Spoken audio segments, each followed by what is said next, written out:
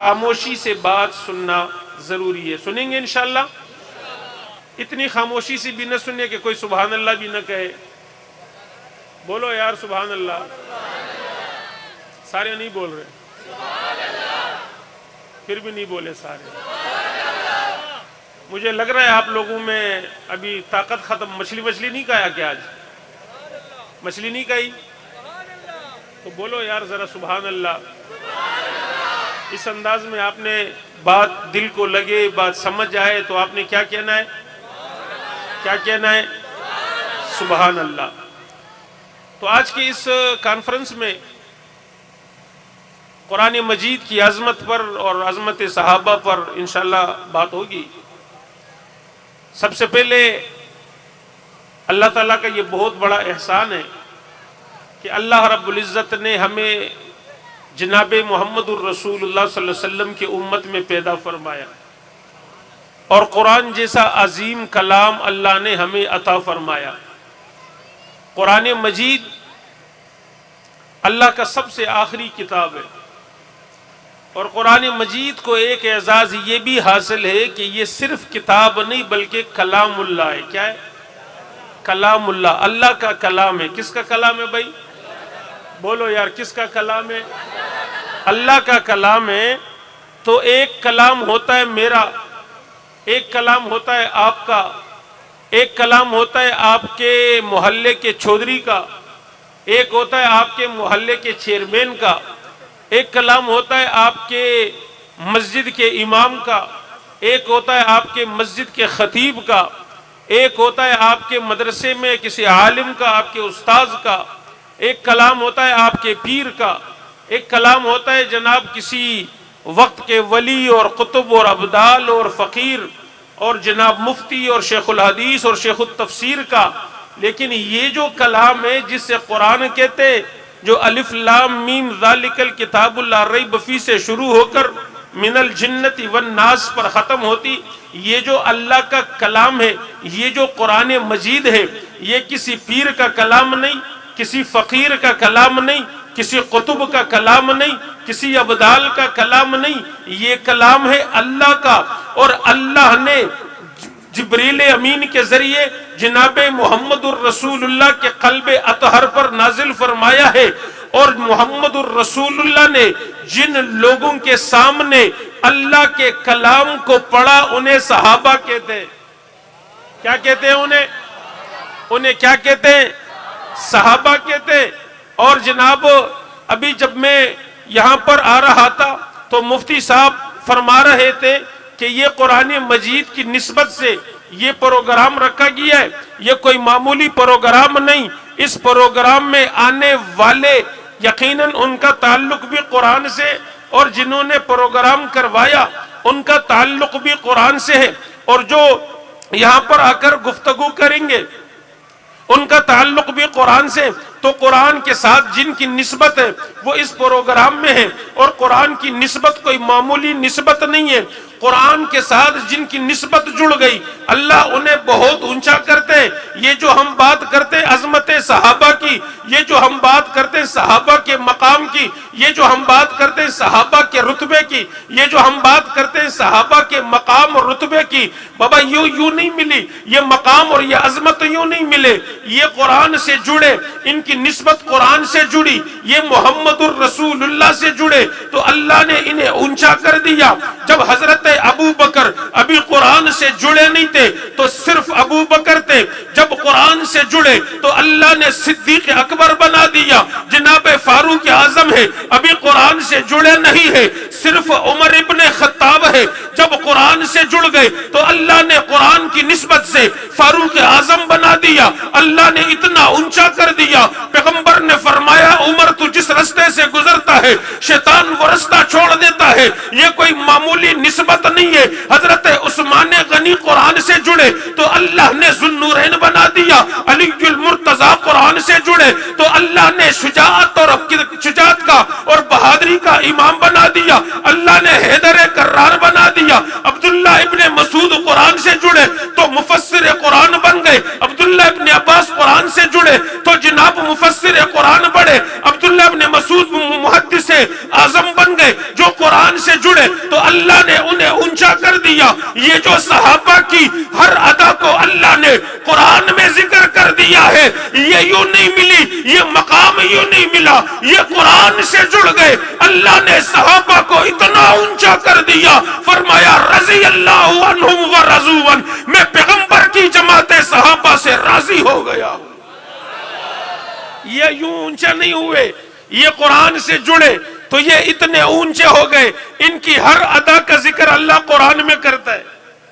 ان کی ہر ادا کا ذکر، بولو ہر ادا کا ذکر اللہ قرآن میں کرتا ہے. یہ صحابہ چلے تو قرآن بولتا ہے، یہ صحابہ اٹھے تو قرآن بولتا ہے، یہ صحابہ جناب جہاد میں آئے تو قرآن بولتا ہے، یہ صحابہ تجارت کرے تو قرآن بولتا ہے، یہ صحابہ مکہ میں آئے تو قرآن بولتا ہے، یہ صحابہ حنین میں آئے تو قرآن بولتا ہے، یہ صحابہ بدر میں آئے تو قرآن بولتا ہے، یہ صحابہ گھوڑوں پر سوار ہو کر میدان کارزار میں آئے تو قرآن بولتا ہے، یہ صحابہ نماز پڑھے تو قرآن بولتا ہے.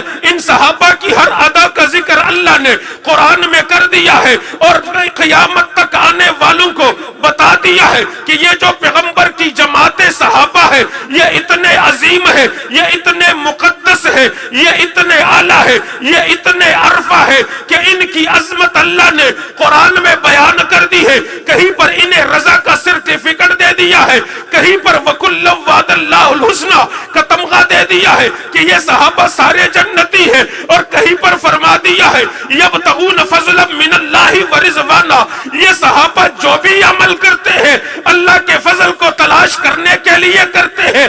آج میرے اور تیرے ملک پاکستان میں صحابہ کی توہین ہوتی ہے، صحابہ کی گستاخی ہوتی ہے، صحابہ کے کردار کشی ہوتی ہے. ان لعنتیوں کو یہ پتا نہیں ہے کہ اللہ نے صحابہ کو مقام کتنا اونچا دیا ہے. والذین معہ، اللہ قرآن میں گواہی دے رہا ہے کہ یہ صحابہ وہ ہے جو ہر وقت حضور کے ساتھ رہتے تھے. ہر وقت کس کے ساتھ ہوتے تھے؟ کس کے ساتھ ہوتے تھے؟ حضور کے ساتھ. آج صحابہ پر اعتراض ہوتا ہے کہ صحابہ نے یوں کیا، صحابہ نے وہ کیا، صحابہ نے یوں کیا. یہ سمجھتے ہیں کہ صحابہ بھی میرے اور تیرے جیسے. کیا سمجھتے ہیں؟ کہ صحابہ بھی ہمارے جیسے. نہ بابا، صحابہ ہمارے جیسے نہیں تھے. ہمارے ایمان کمزور ہے، ہم لوگ لالچی ہے، ہمارے اندر کینہ اور بغض ہے، ہمارے اندر حسد ہے، ہمارے اندر جھوٹ بولنے کی بیماری ہے. بہت ساری بیماریاں جو ہمارے اندر موجود ہے کہ نہیں ہے؟ سارے بولو یار، ہے کہ نہیں ہے؟ اتنی ساری بیماریاں ہمارے اندر. صحابہ ایسے نہیں تھے، صحابہ کے دل صاف تھے، صحابہ کے دل شفاف تھے. اللہ قرآن میں کہتا ہے اولئک الذین امتحن اللہ قلوبہم للتقوی، اللہ نے صحابہ کے دلوں میں تقوی کو پیوست کر دیا ہے.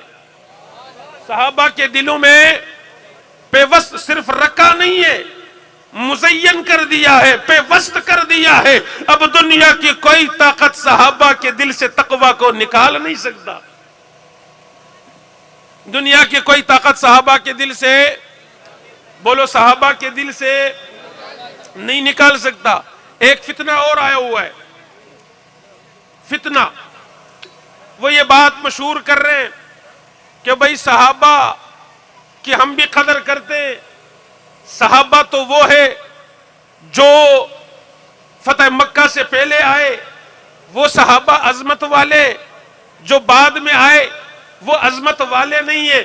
یہ فتنہ شروع ہو چکا ہے اور صحابہ کو دو طبقوں میں تقسیم کیا جا رہا ہے کہ صحابہ جناب ایک تو وہ ہے جو فتح مکہ سے پہلے آئے اور ایک وہ ہے جو فتح مکہ کے بعد آئے. میرے ساتھی نے مجھے کہا کہ امیر معاویہ رضی اللہ تعالیٰ عنہ کی عظمت پر بات کرنی ہے تو حضرت امیر معاویہ رضی اللہ تعالیٰ عنہ پر یہی اعتراض ہوتا ہے کہ بھائی معاویہ کو تم صحابی کہتے ہو، تم جنتی کہتے ہو، حالانکہ وہ تو بعد میں آئے ہیں. بھائی کب آئے ہیں؟ کہتے فتح مکہ کے بعد آئے ہیں، حالانکہ اگر در حقیقت دیکھا جائے تو حضرت امیر معاویہ رضی اللہ تعالیٰ عنہ فتح مکہ سے 1 سال پہلے مشرف با اسلام ہو چکے ہیں، اور فتح مکہ کے وقت انہوں نے اپنے اسلام کو ظاہر کیا ہے۔ اور جب اللہ نے امیر معاویہ کو صحابی بنا دیا، جب اللہ نے حضرت امیر معاویہ کو پیغمبر کا غلام بنا دیا، جب اللہ نے حضرت امیر معاویہ کو کاتب قرآن بنا دیا، کتاب قرآن لکھنے والا بنا دیا، جب پیغمبر نے امیر معاویہ سے محبت کا اظہار کیا ہے، جب پاک پیغمبر نے امیر معاویہ کو دعائیں دی ہے، جب اللہ کے رسول نے امیر معاویہ کو اپنے ساتھ سواری پر سوار کیا ہے، جب امیر معاویہ رضی اللہ تعالیٰ عنہ نے پیغمبر کا صحابی بننے کے بعد اپنی ساری زندگی اسلام کے لیے قربان کر دی ہے، پھر تو کون ہوتا ہے امیر معاویہ پر اعتراض کرنے والا؟ امیر معاویہ تو پیغمبر کا صحابی ہے، اور جو آیت میں نے پڑھی والسابقون الاولون من المہاجرین والانصار والذین اتبعوہم بإحسان رضی اللہ عنہم ورضوا، اللہ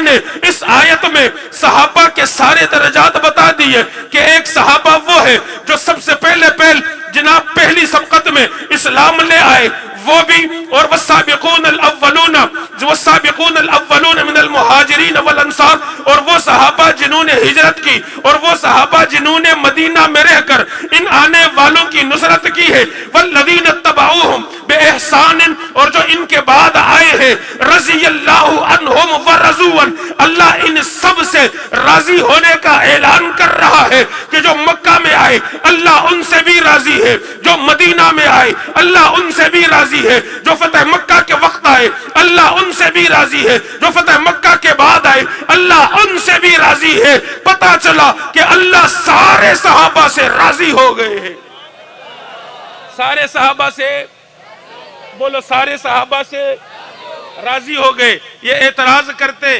حضرت امیر معاویہ رضی اللہ تعالیٰ عنہ اور آپ کے والد محترم